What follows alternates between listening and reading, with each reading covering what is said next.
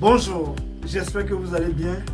Aujourd'hui, je vous emmène au Népal pour vous parler bien sûr des possibilités que vous avez si vous avez entre vos mains un passeport népalais.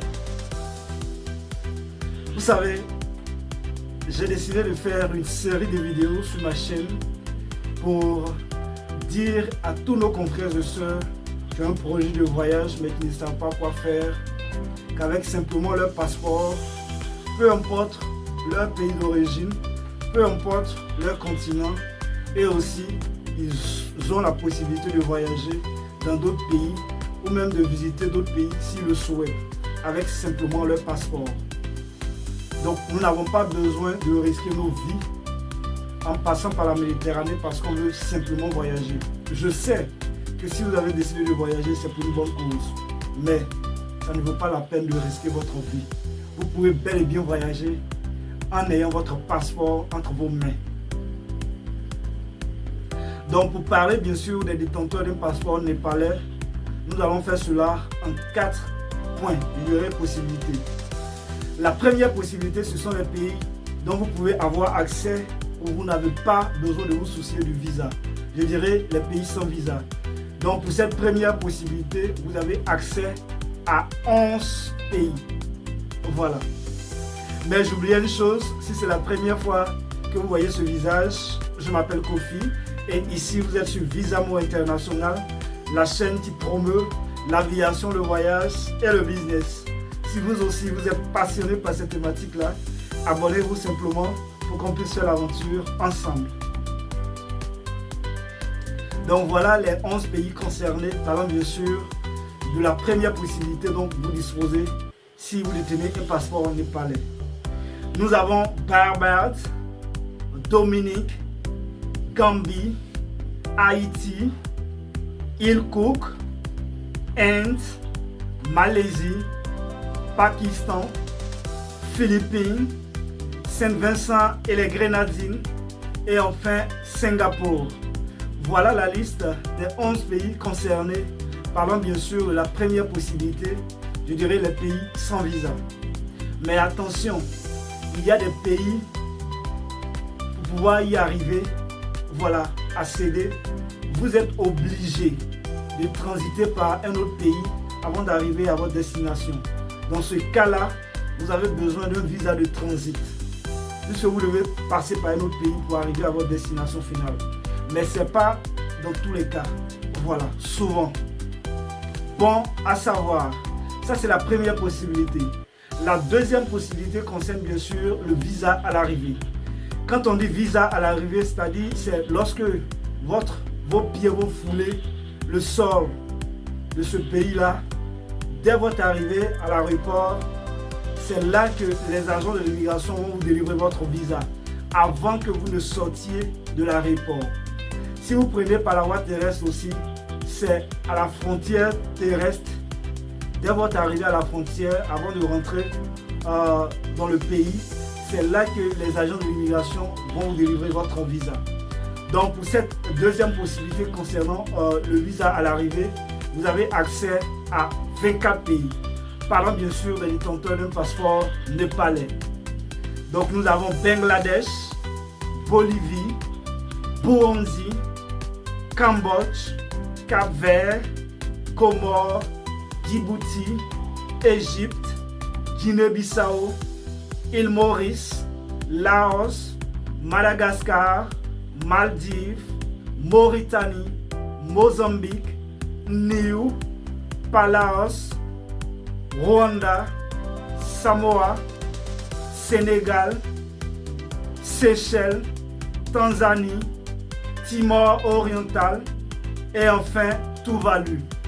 Voilà bien entendu la liste des 24 pays, parlant bien sûr du visa à l'arrivée.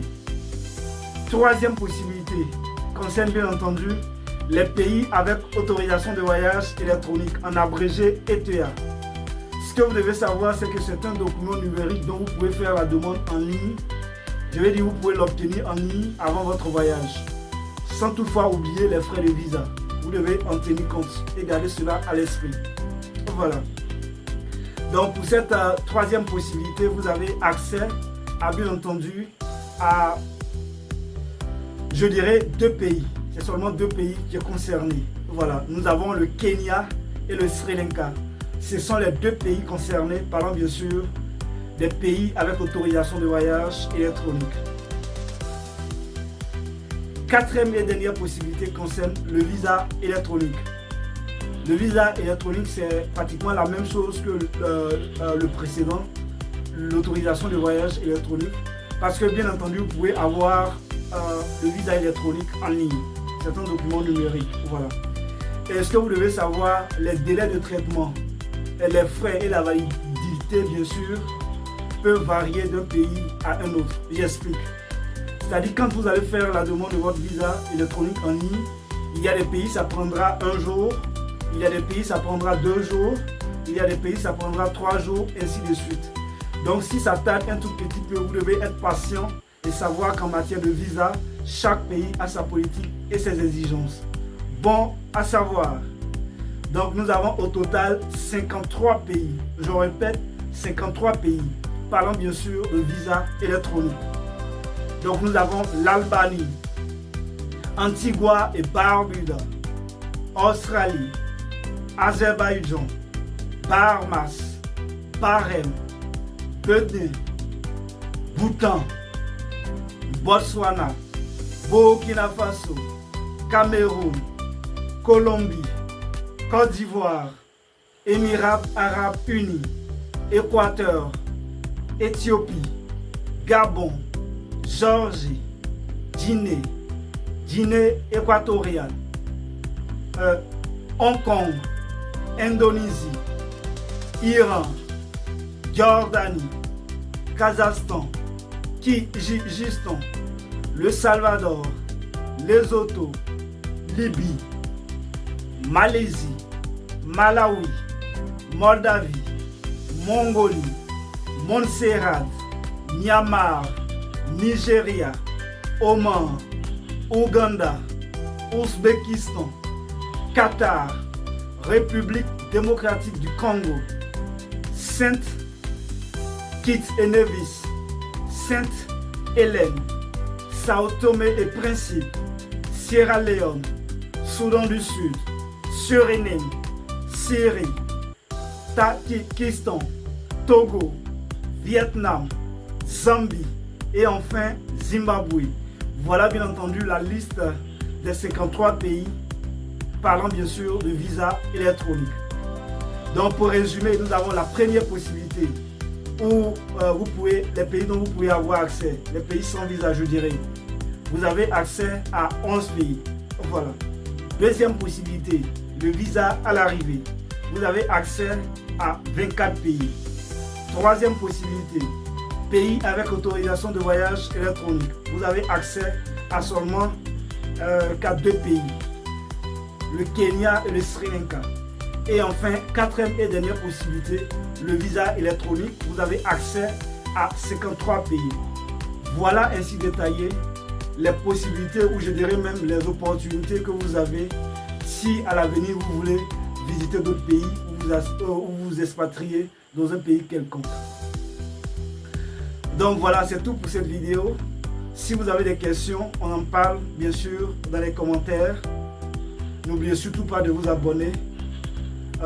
Je vais laisser dans tous les cas le lien de la vidéo en bas de description, comme ça vous-même au moment opportun vous pourrez revérifier, excusez-moi, la liste de tous ces pays dont je viens de vous citer. En tout cas, si vous avez un projet de voyage qui vous tient à cœur depuis un moment mais vous ne savez pas quoi faire, je vous souhaite beaucoup de réussite. Surtout, ça ne vaut pas la peine de passer par la Méditerranée en risquant votre vie. Votre passeport vous donne la possibilité d'avoir accès à pas mal de pays à travers le monde. Allez, d'ici là, portez-vous bien et on se donne rendez-vous au sommet.